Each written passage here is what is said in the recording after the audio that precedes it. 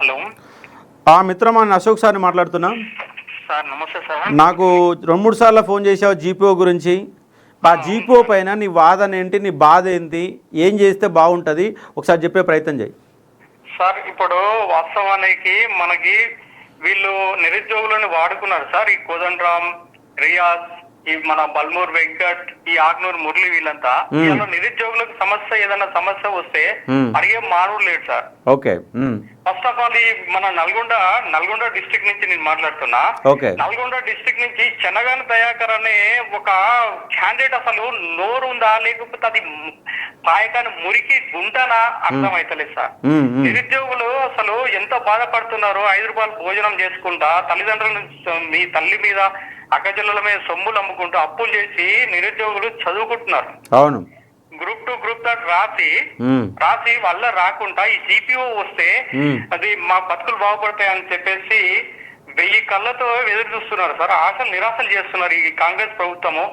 నిరుద్యోగుల వల్ల వచ్చింది సార్ ఇది. నిరుద్యోగుల వల్ల మా నల్గొండ డిస్ట్రిక్ట్ లో 12 కాన్స్టిట్యూషన్ నిరుద్యోగులు సుమోలు కట్టుకొని బండ్ల మీద ప్రతి ఒక్క ఎమ్మెల్యేకి కూడా ఇది ప్రచారం చేశారు సార్. ఒక విషయం చెప్తాను వినండి, 50 సమాజం అందరికి తెలుసుకోవాలి. మందుల సామీల్ అనే క్యాండిడేట్ కి తుంగతుర్తి నియోజకవర్గంలో 30 మంది నిరుద్యోగుల ప్రచారం చేసి కొంత అది ఆర్థికంగా ఉన్నోళ్ళ కాడ సందాలు వసూలు చేసి ఆయనకు డబ్బులు గ్యాదర్ చేసి సామీల్ని గెలిపించడం జరిగింది. ఈ దద్దమ్మలకు తెలియదు కదా. అవును. ఈ చెన్నగాని దయాకరు, రియాజు, బల్మూర్ వెంకట్, ఈ మానవతరాయ్ అంతా నిరుద్యోగులని మభ్య పెడుతున్నారు సార్. వాళ్ళు గవర్నమెంట్ కి బౌన్సర్లుగా తయారయ్యారు. బౌన్సర్లు కాదు వీళ్ళు. వాళ్ళు వేసే ఎంగిల్ మెతుకు తిందామని మొట్టమొదటిగా ఈ దయాకర్ అనేటువంటి పండబెట్టి తొక్కాలి అసలు మన అంత కోపమా? అసలు అర్థమైతే మేము కాంగ్రెస్ పార్టీకి ఇంత చేస్తే బల్మూర్ వెంకట్ అంటాడు సార్, ఇప్పుడు నా నిరుద్యోగుల వల్ల రాలేదు నిరుద్యోగులతో అని చెప్తే, నిరుద్యోగుల వల్లనే కాంగ్రెస్ ప్రభుత్వం వచ్చింది, కాంగ్రెస్ ప్రభుత్వం వల్లనే ఆయనకు ఎమ్మెల్సీ టికెట్ వచ్చింది. అవును. అసలు గవర్నమెంట్ రాకపోతే ఎమ్మెల్సీ టికెట్ ఎక్కడిది? ఎమ్మెల్సీ టికెట్ ఎక్కడి సార్? ఇప్పుడు ఒకటి జీపీఓ విషయానికి వద్దాం సార్. 10,954 జీపీఓ పోస్టులు ఉన్నాయి. అవును. అప్పుడు అంత ముందుకు కేసీఆర్ అది అందులో ఆ వ్యవస్థ బాగాలేదు, లంచాలు జరుగుతున్నాయని చెప్పి దాన్ని పక్కకి పెట్టేసి వేరే శాఖలలో వాళ్ళని భర్తీ చేశారు. మళ్ళా కాంగ్రెస్ ప్రభుత్వం వచ్చేసి జీపీఓ విఆర్ఓని జీపీఓ మార్చి మళ్ళా ఈ వ్యవస్థను పునరుద్ధరించాలని ముందరకు వచ్చేసింది. ఇప్పుడు మళ్ళీ ఆయన బాగాలేదని తీసేసినప్పుడు మరి కొత్త వాళ్ళతో నింపుకుంటే కొత్త వ్యవస్థ తయారైంది కదా. మరి కొత్త వాళ్ళతో నింపాలి. నింపినప్పుడు ఏం చేసిందంటే మేము అనుకున్నాం కదా ఫస్ట్ 10,954 పోస్టులతోటి డైరెక్ట్ రిక్రూట్మెంట్ చేస్తామని చెప్పేసి చక్కర్లు కొట్టారు. వీళ్ళే ఇది దానికి ప్రచారం చేశారు. అవును. నిరుద్యోగులకు ఆశ కల్పించారు. కాంగ్రెస్ ప్రభుత్వంలో ఓకే మనకు నిరుద్యోగులకు అది ఆశలనే నెరవేరుస్తారు, వీళ్ళు మనకు న్యాయం చేస్తారని కోటి ఆశలతో ఎదురు చూసారు ఇన్ని రోజులు. అవును. కానీ ఇది కాలేదు. అయితే ఏమైతుందంటే మధ్యలో ఒక దొంగ, అసలు దొంగనే అనాలి వాస్తవానికి, ఈ కాంగ్రెస్ పార్టీని సర్వనాశం. నేను కూడా కాంగ్రెస్ పార్టీ సార్.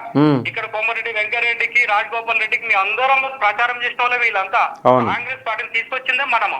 అవును. అయితే ఈ పొంగులేటి శ్రీనివాస్ రెడ్డి రెవెన్యూ మినిస్టర్, ఆయనకు తోడు ఈ లచ్చిరెడ్డి ఏం చేశాడంటే 3,000 వాళ్ళకి ఎగ్జామ్ ఎవరైతే ఇంట్రెస్ట్ ఉన్నదో జీపీఓ వాళ్ళకు రమ్మని చెప్పేసి మళ్ళీ పాత విఆర్ వాళ్ళని పిలిపించి ఎగ్జామ్ కండక్ట్ చేశారు.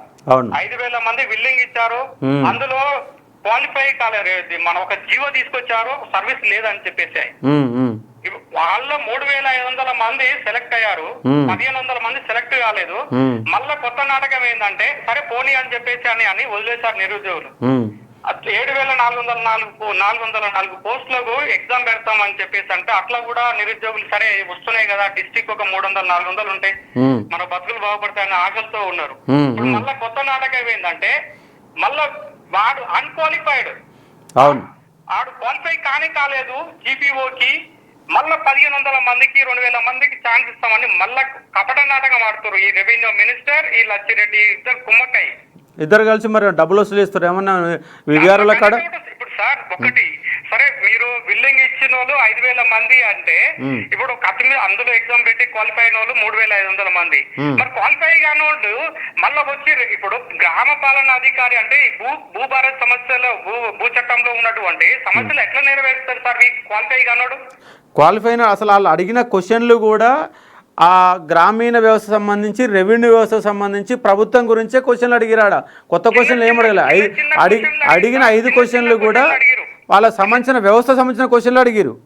చిన్న చిన్న క్వశ్చన్లు అడిగారు. వాళ్ళకి ఆన్సర్ రాయని తీసుకొచ్చి మళ్ళీ ఎందుకు పెడుతున్నా ఈ లచ్చిరెడ్డికి వాళ్ళ మీద ఎందుకు ప్రేమ? దీని బట్టి చూసి అర్థమవుతుంది ఏంటంటే ఆ బీఆర్ఏల కానించి డబ్బులు వసూలు చేసి మరి ఈ పొంగులేటికి ఇస్తున్నాడేమో మాకు అది మాకు ఒక ఆలోచన, మాకు ఒక ఆపోహ కలుగుతున్నది. మరి ఆయన మరి ఏసీ పట్టించే ప్రయత్నం చేస్తే మరి ఇప్పుడు ఎందుకు అసలు ఇక్కడ నిరుద్యోగులు సమర్థవంతమైన ఎగ్జామ్ రాసి సెలెక్ట్ చేసి ఇయ్యమని చెప్పేసి జాబ్ ఉన్నోనికి ఇంకో జాబ్ ఇవ్వడం ఎక్కడ సార్? ఇదేం పద్ధతి ఇది? ఇప్పుడు జాబ్ వాళ్ళకి ఆల్రెడీ వేరే శాఖలలో భర్తీ చేసిరు. మళ్ళీ ఏంటంటే సార్ ఇది ఒకటి, ఇంత ముందుకు రెవెన్యూ విఆర్ఓలు ఏం చేసిరంటే జీతం కాకుండా రైతుల కాడ డబ్బులు వసూలు చేసిరు. ఎకరాలకు పట్టాలు చేస్తే డబ్బులు వసూలు చేసిరు. మళ్ళా అదే ఈ బీఆర్ఏలు కూడా అన్ఫిట్ గా ఉన్న వాళ్ళు కూడా అక్కడ లంచాలు దొరుకుతాయి అనే ఉద్దేశంతో మధ్యలో ఈ మీడియేటర్ లచ్చిరెడ్డి అని అనేటోడే ఇదంతా చేస్తున్నాడు. ఈ పొంగులేటి శ్రీనివాస్ రెడ్డి, ఈ లచ్చిరెడ్డి వీళ్ళిద్దరే చేస్తున్నారు. అంటే మీ ఉద్దేశంలో ఇప్పుడు విఆర్ఓలు మళ్ళీ డిపార్ట్మెంట్లోకి రావడానికి గల కారణం డబ్బులు దొరికితే ఆశతోనే వస్తున్నారని అంటున్నావా? ఇప్పుడు నేను 100కు 200% నేను అదే అంటున్నా. నీకు అవసరమైతే విఆర్ఓ వ్యవస్థ సార్ ఒకటి వినండి, బాగా ఆలోచించండి. విఆర్ఓ నుంచి వేరే వాళ్ళకైతే జాబ్ లేకుండా అయితే పక్కకు పెట్టలేగా వేరే శాఖలో భర్తీ చేసిరుగా. వేరే శాఖలు ఇచ్చారు, వాళ్ళకి మంచి పోస్టులు ఇచ్చారు. ఇక్కడ మంచి పోస్ట్ ఇచ్చారు కదా, అయిపోయింది. నీకు ఇక్కడ సర్వీస్ లేదని చెప్పినాక కూడా ఇక్కడికి వస్తున్నారంటే అర్థం చేసుకోవాలి సార్. మనం అక్కడ సర్వీస్ లేదు అన్నప్పుడు కూడా ఇక్కడికి వస్తున్నారంటే అర్థం చేసుకోవాలి. శాలరీతో పాటు పైనంగా ఇక వస్తాయి అన్న ఆలోచనతోటి ఈ అంతా గ్యాంబ్లింగ్ మధ్యలో లచ్చిరెడ్డి కూడా పిల్లలు ఉన్నారు సార్. ఒకటి ఆలోచించాలి, అతను కూడా పిల్లలు ఉన్నారు. ఈ నిరుద్యోగుల ఉసురు పోసుకుంటే ఆ పిల్లలకు కూడా ఇలాంటి చేతలు చేసిన వాళ్ళు ఎంఐఎంలో వాళ్ళ పిల్లలు కూడా నాశనం అయిపోయిన సందర్భాలు చాలా ఉన్నాయి. ఈ పొంగులేటి కూడా మరి 5 చేతులు అన్నం తింటుండా గడ్డి తింటుండా తెలుస్తలేదు. పొంగులేటి లచ్చిరెడ్డి లోపడి చేస్తున్నారు, నరుకుతురు. ఈ దద్దమ్మలు ఈ మన ఏమంటారు ఈ రేవంత్ రెడ్డి ఏది కుక్కకు బొక్కేస్తే అది ఎంగుల మెతుకులకు ఆశపడి ఈ శనగాని దయాకర్ గాడు, ఈ మానవత రాయ్, బర్మూర్ వెంకట్ వీళ్ళంతా ఈ రియాజ్ గడ్ అనేటోడు మొత్తం నిరుద్యోగులను మభ్య పెడుతుండు. ఇగో వచ్చే నోటిఫికేషన్ జీపీఓ నోటిఫికేషన్ ఇక వస్తుంది. 7,400 పోయింది, 10,954 పోయింది, 7,404 పోయింది. ఇప్పుడు అంట 6,000 అన్నాడు. ఇప్పుడు ఇంకోటి 5,500 అంటుండీడు శనగాని దయాకర్ అనేటోడు. బిడ్డ నల్గొండోని నువ్వు అసలు నల్గొండోడై అనవసరంగా పుట్టింది ఈ శనగన్ దయాకర్ అనేటోడు. పుట్టాలా మరి? ఈ హైదరాబాద్ బార్డర్లను ఈ ఖమ్మం బార్డర్ లో ఆంధ్ర ఉంటుంది చూసినావా, అక్కడ పుట్టాలి. దద్దమ్మ ఎందుకు అసలు కిందంగా మాట్లాడుతుంటాడు. 60,000 ఉద్యోగాలు వేసినాం. ఎవరి హయాంలో వచ్చిన 60,000 ఉద్యోగాలు ఎన్ని వేసినావు ఏంది ఒకసారి ఆలోచించుకో.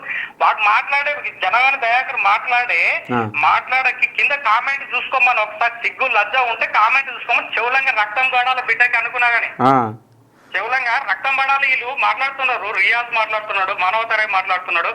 ఈ శనగన్ దయాకర్ నెరి ఈ ఒక దద్దమ్మ సౌట అసలు కిందంగా ఇన్బాక్స్ చూసుకోమని, కామెంట్ బాక్స్ చూసుకోమని. నీ మాటలు నేనే వినలేకపోతున్నా. మరి అలా అయినా కూడా వాళ్ళు వింటున్నారు మరి సార్. అసలు బాధ కలుగుతున్నారు సార్. మేము కాంగ్రెస్ పార్టీని తెచ్చుకున్నాం. కాంగ్రెస్ పార్టీ నేను అసలు మనకు అన్యాయం జరిగినప్పుడు మనము ఈ మాట్లాడకపోవడం కరెక్ట్ కాదు. దయచేసి చెప్తున్నా, 7,404 పోస్టులు పడాల్సిందే. పడకుంటే స్థానిక సంస్థల్లో లోకల్ బాడీ ఎలక్షన్లలో తగిన బుద్ధి చెప్తారు. సరే బుద్ధి తర్వాత చెప్దాం. ఫస్ట్ ఏం చేద్దాం అంటే దీని ఒక పోరాట రూపంలో తీసుకుపోయే ఒక ప్రయత్నం చేద్దాం. ఫస్ట్ మనం ఏం చేయాలంటే రేపే అన్ని లైబ్రరీల కాడ ఖచ్చితంగా బయటికి వెళ్ళి 10 నిమిషాలు నిరసన వ్యక్తం చేద్దాం. అది మోటివేట్ అవుతుంది. అన్ని లైబ్రరీలు కదులుతాయి. అన్ని లైబ్రరీకి కదిలితే తర్వాత మన అవసరమైతే అంగర్ స్ట్రైక్ కూడా మనం కూర్చునే ఒక ప్రయత్నం చేస్తే నోటిఫికేషన్ కదలికి వస్తా అని చెప్తా ఉన్నా నేను. ఎందుకంటే గత చేయాలి, అందరం కలిసి చేయాలి దాన్ని.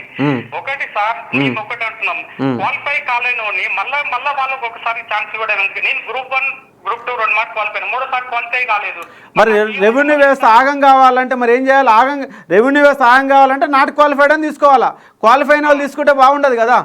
ఒకటి సార్ ఒకటి రేవంత్ రెడ్డి సార్ కాంగ్రెస్ పార్టీ కన్నతల్లి లాంటి పార్టీ అని అందరూ అనుకున్నారు యావత్ తెలంగాణ. ఈ రేవంత్ రెడ్డికి చేస్తలేదు. దయచేసి అధిష్టానం రేవంత్ రెడ్డిని మార్చాల్సిందే. పట్టి విక్రమార్కను మన ఉత్తమ్ కుమార్ రెడ్డి లాస్ట్ కు నల్గొండ కోమారెడ్డి వెంకరెడ్డి సార్ బెటర్ ఈ రేవంత్ రెడ్డి మీద. మరి కోమారెడ్డి వెంకరెడ్డికి 5 నిమిషాలు కూడా మాట్లాడే సబ్జెక్ట్ లేదు కదా మరి. సబ్జెక్ట్ లేదంటే ఎందుకు సార్? బెటర్ అని నాకు అనిపిస్తున్నది. రేవంత్ రెడ్డి కంటే కోమారెడ్డి బెటర్ ఏమో అనిపిస్తుంది. నేను చెప్తున్నాను కదా, మస్తు ఉన్నారు సార్ కాంగ్రెస్ పార్టీలో. ఎంఐఎంఈలు ఉన్నారు, చాలా ఉన్నారు. ఈయనకు అవగాహన లేదా? ఇలా చెప్తోడు లేడా? 60,000 ఉద్యోగాలు ఇచ్చేసినాం, అయిపోయింది. ఇక్కడ ఇచ్చేస్తారు 60,000 ఉద్యోగాలు. ఇప్పుడు చనగాని దయాకర్ అంటాడు, మీడియా ముందల మాట్లాడేటోళ్ళు మనకి డిబేట్ లో వచ్చిన మన నిరుద్యోగులతో మాట్లాడతాడు, 60,000 ఉద్యోగాలు వేసిన నువ్వు ఒక్క ఉద్యోగం కొట్టలే. 60,000 ఉద్యోగాలు అన్ని నాకే క్వాలిటీ. అసలు ఎప్పుడు నోటిఫికేషన్ ఎప్పుడు వేసారట? కాంగ్రెస్ గవర్నమెంట్ నోటిఫికేషన్ వేసిందా? టీఆర్ఎస్ గవర్నమెంట్ వేసిన నోటిఫికేషన్లకి నియామక పత్రాలు ఇచ్చారా? ఆసోయి కూడా లేదు. మరి వీళ్ళకి ఆసోయి ఉందో కూడా లేదు, అర్థం కావట్లేదు. నోటిఫికేషన్లు అవి వాస్తవమే, టీఆర్ఎస్ పార్టీలో వేసిన నోటిఫికేషన్ వాస్తవం అది. కానీ ఈయన ఎగ్జామ్ పెట్టి కండక్ట్ చేసిండు. అంటే ఒకటి ఏమంటుందంటే వీళ్ళు 2 లక్షల ఉద్యోగాలు ఇస్తామని మాట చెప్పారు. మానవతార ఏమన్నాడంటే, మానవతారాయ చనగాని దయాకర్ ఈ అంతా ఈ బ్యాచ్ ఇది. అయితే 60,000 అయిపోయినాయి, ఇక 1,40,000 ఉన్నాయని చెప్పేసి మరి అయ్యాన్ని ఇవ్వాలి కదా. ఇప్పుడు 60,000 అయిపోయినాయి, 1,40,000 ఇవ్వాలి కదా. మరి దానికోసం కూడా ప్రణాళిక మొదలు పెడతలేరు కదా. ఇక వాళ్ళ నోరు సార్, వాళ్ళ నోరు వాళ్ళకి ఇష్టం వచ్చినట్టు మాట్లాడుతారు. అది నిరుద్యోగులను ట్రాక్ తప్పిస్తారు అంతే. 10,000 పోయింది, 7,404 పోయినాయి, 6,000 పోయింది, 5,500 వచ్చింది. మా లాస్ట్ కు అవి కూడా ఉన్నాయో లేవంటారు. ఎందుకు సార్ అవసరమైంది? నిరుద్యోగుల ప్రాణాలతో చెలగాటవాడేది. నాకు తెలిసి ఓడో ఒకటి వస్తేనే నోటిఫికేషన్లు వస్తట్టు కొడుతుంది. అలాంటి చేయొద్దు. ఎందుకంటే మనం బతికి ఉండి సాధించాలా కానీ చావాలనేది కరెక్ట్ కాదు. అది నిరుద్యోగుల మనకు తెలంగాణలో ఒక పోరాట స్ఫూర్తి ఉంది. పోరాటం చేస్తే ఎన్నో తెలంగాణ రాష్ట్రాన్ని సాధించుకున్నాం. దొరల్ని తరిమే సాయుధ పోరాటంలో లక్షల ఎకరాలని సంపాదించుకున్నాం. 69 ఉద్యమం చేసినవి అన్నీ చేయాలి కానీ ఇలాంటి మాటలు అనేవి కరెక్ట్ కాదు. ఎవరు కూడా అలాంటి మాటలు మాట్లాడొద్దని నేను చెప్తా ఉన్నాను. కాకపోతే మనకు పోరాటం ఉంది, ఆ పోరాటం ద్వారా ముందు వేసుకో ప్రయత్నం చేద్దాం. అది సార్ ఒకటి ఎవడు అంటే ఎంతో మంది బాధపడుతున్నారు సార్. నేను ఎందుకన్నా ఆ మాట అంటే ఎంతో మంది బాధపడుతున్నారు. నేను కూడా చెప్పిన, అరే నాన్న అట్లా చేయొద్దు, ఇట్లా చేయొద్దు, మనం కొట్లాడదామని చెప్పేసి అన్నాం. వీళ్ళు పూటకు ఒక మాట మాట్లాడుతున్నారు సార్. ఇది ఒక జగన్నాటకం. జీపీఓ విషయంలోనే పోస్టులు వేయలేకపోతున్నారు. మరి ఇవ్వకుంటే వేయలేమో అని చెప్పేసి అయిపోద్ది కదా. ఏదో ప్రైవేట్ జాబ్ చూసుకుంటారు కదా. అవును. ఏదో ఒక ప్రైవేట్ జాబ్ చూసుకుంటారు కదా. లేయర్రా బాబు అని చెప్పేసి ఆశ వదులుకొని పోతారు కదా. మరొక అభ్యర్థి డిప్యూటీ సర్వేయర్ సంబంధించినటువంటి ఓయూ విద్యార్థి మాట్లాడుతున్నాడు. ఆయనతో ఒకసారి మాట్లాడే ప్రయత్నం చేస్తాం. మిత్రమా, ఖచ్చితంగా నీ బాధను వినిపించినందుకు థ్యాంక్ యూ. నీలాంటి పోరాట స్ఫూర్తి అందరిలో కనపడాలా. రేపు మనం ఫైనల్ చెప్పేది ఏంటంటే, రేపు అన్ని లైబ్రరీల కాడ ఖచ్చితంగా ఒక 10 నిమిషాలన్నా నిరసన వ్యక్తం చేయండి. ఒక అడుగు ముందుకు పడుతుంది. దాని తర్వాత అవసరమైతే హంగర్ స్ట్రైక్ కూడా రాష్ట్ర వ్యాప్తంగా అన్ని లైబ్రరీలలో హంగర్ స్ట్రైక్ మనం ప్రయత్నం చేసి మొదలు పెడదామని చెప్పే ప్రయత్నం చేస్తా ఉన్నాను. మన డిప్యూటీ సర్వేయర్ అభ్యర్థితో మాట్లాడే ప్రయత్నం చేస్తాను. థ్యాంక్ యూ మిత్రమా.